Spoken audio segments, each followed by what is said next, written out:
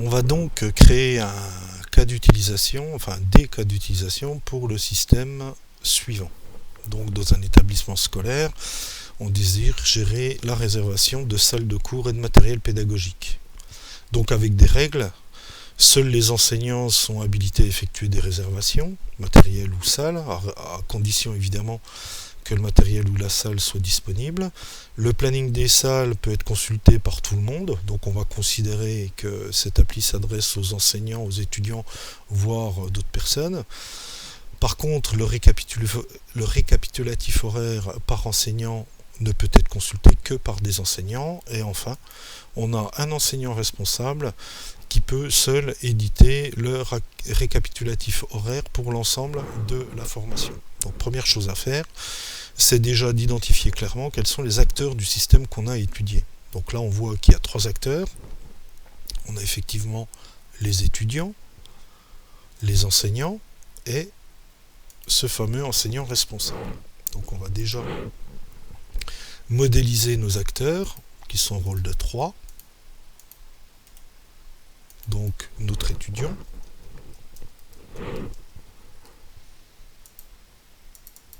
l'enseignant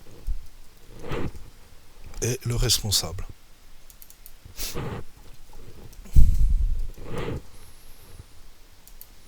On va regarder quelles sont les fonctionnalités à prévoir pour chacun de ces rôles. Donc je regarde effectivement que le planning des salles peut être consulté par tout le monde, enseignants et étudiants. Donc on va considérer dans notre cas que c'est tout le monde. Donc ici je vais créer un use case, un cas d'utilisation qui va être en fait la consultation du planning.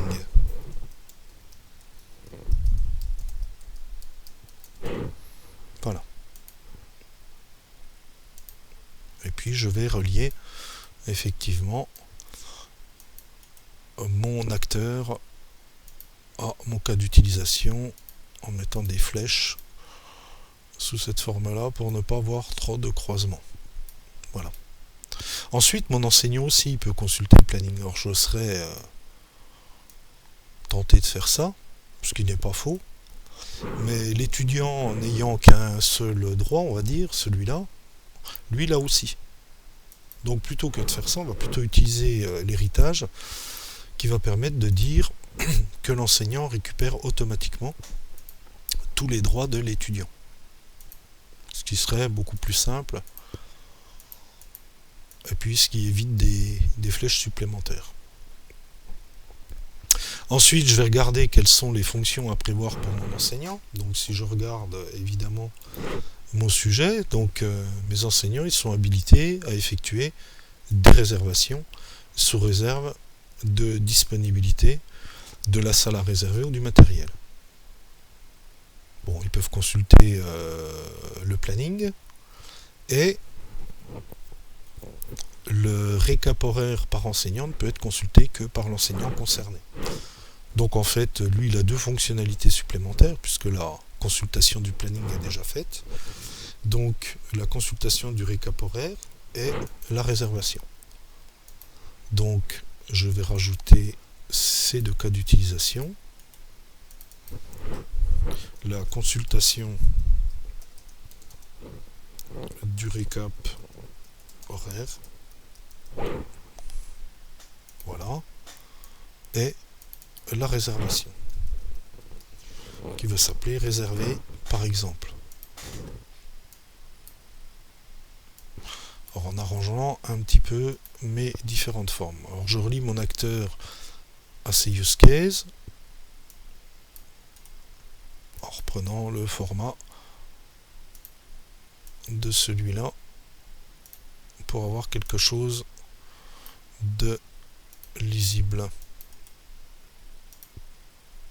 Voilà. Et enfin le dernier, qui est un enseignant. Donc déjà on sait qu'il va récupérer toutes les fonctions de l'enseignant, on va utiliser aussi un héritage, mais par contre lui il peut en plus éditer le récap de formation. Donc un dernier cas d'utilisation qui est l'édition du récap de formation.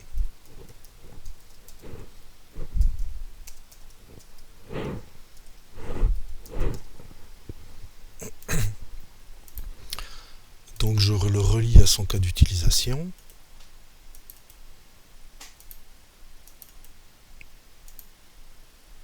Voilà, et puis je détermine le fait que c'est aussi un enseignant, donc qui récupère tous les droits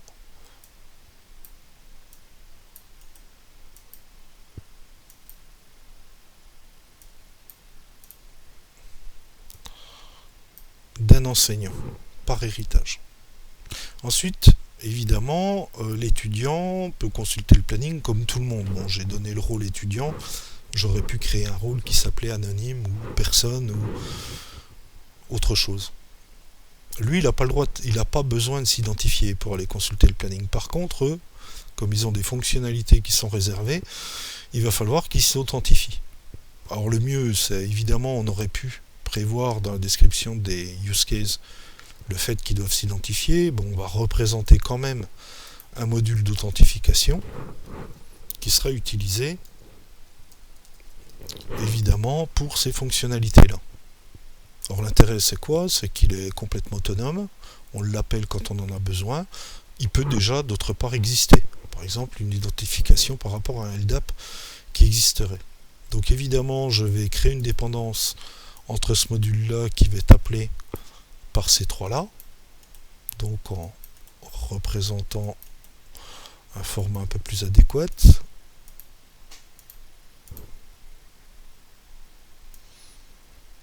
Voilà. Pour que ce soit un peu plus lisible.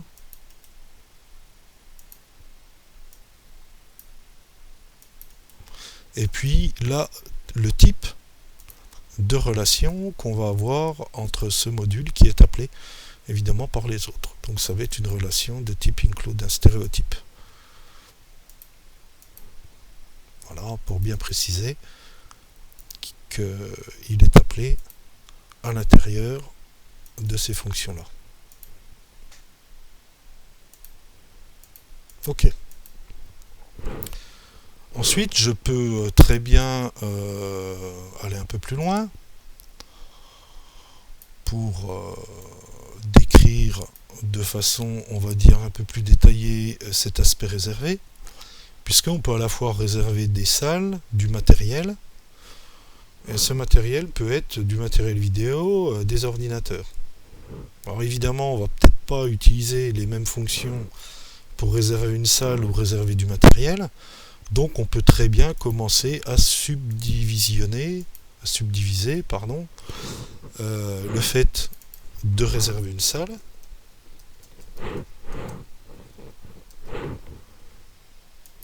et le fait de réserver du matériel, qui n'aura pas forcément les mêmes traitements, mais ils auront des choses en commun qui sont la réservation. Donc c'est des sous-cas d'utilisation, pour les appeler comme ça, donc qui vont être un héritage de l'action de réserver.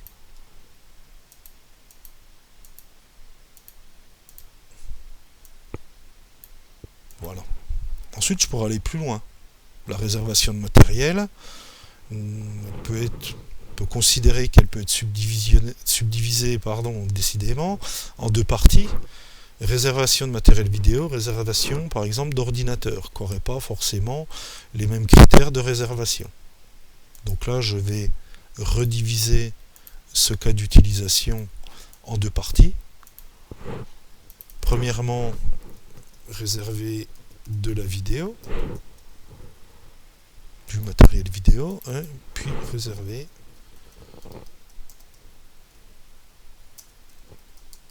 par exemple,